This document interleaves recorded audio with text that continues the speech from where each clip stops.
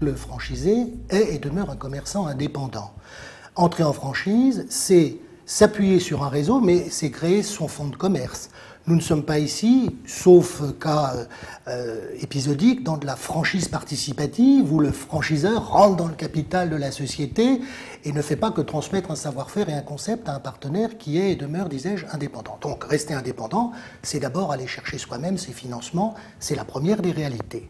Deuxième idée qui me vient, disais-je, à l'esprit, c'est qu'entrer en franchise, c'est aussi s'appuyer, s'adosser sur une enseigne qui elle-même, selon le degré de notoriété qui est le sien, pourra avoir une plus ou moins bonne presse auprès des banques. Les banques aujourd'hui seront d'autant plus enclines à financer un projet que le franchisé présente un dossier de candidature pour ce que nous appellerions, et il y en a de nombreuses, de belles enseignes.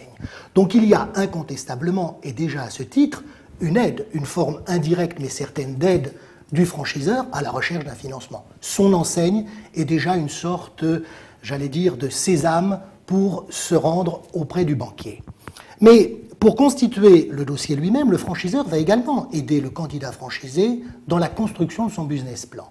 Pourquoi? Parce que la loi impose au franchiseur, et c'est une évidence, de fournir au candidat franchisé l'ensemble des éléments qui vont lui permettre de connaître et déterminer avec précision quel est le niveau de dépenses et d'investissement nécessaire à l'intégration dans le réseau.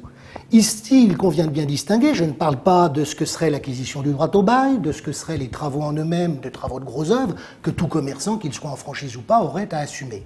Mais il y a des dépenses qui sont spécifiques aux enseignes, des agencements, des enseignes, du mobilier, des éléments propres encore une fois donc au concept, et qu'il est normal et naturel de retrouver dans le DIP, c'est la loi qui le dit. Donc on le voit à cet égard, le franchiseur va fournir une information dont la pertinence et la rectitude doivent être absolues. Si les dés étaient pipés à cet égard et qu'on ne fournissait pas au candidat franchisé le montant réel des investissements et dépenses nécessaires à son entrée en activité, il pourrait raisonnablement considérer qu'il a été trompé et subirait à cet égard un vice du consentement. Faudrait-il que le franchiseur aille plus loin? Faudrait-il qu'il se lance dans des projections, des prévisions, que sais-je encore? Non. Il ne lui appartient surtout pas de faire en lieu et place du franchisé, candidat, une appréciation du risque au travers d'un prévisionnel.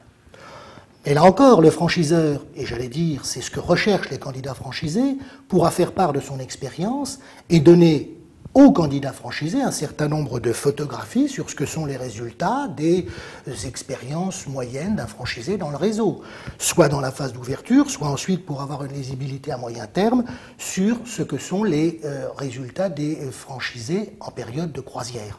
Tout ceci, ce sont des éléments qui doivent être mis carte sur table pour permettre encore une fois au candidat de bâtir son prévisionnel, et c'est ce prévisionnel qui sera remis à la banque. Alors, faut-il aussi que le franchiseur tienne la main du candidat franchisé et se porte avec lui dans les locaux de la banque?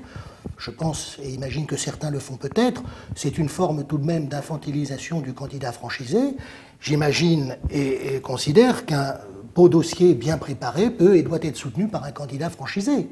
Comment en effet admettre et considérer qu'on tiendrait le candidat franchisé pour futur partenaire indépendant si au moment, pour lui, de constituer son dossier de banque, on allait en quelque sorte, plus que le parrainer, mais le materner auprès du banquier? Non, cette démarche doit être et doit rester celle du candidat franchisé.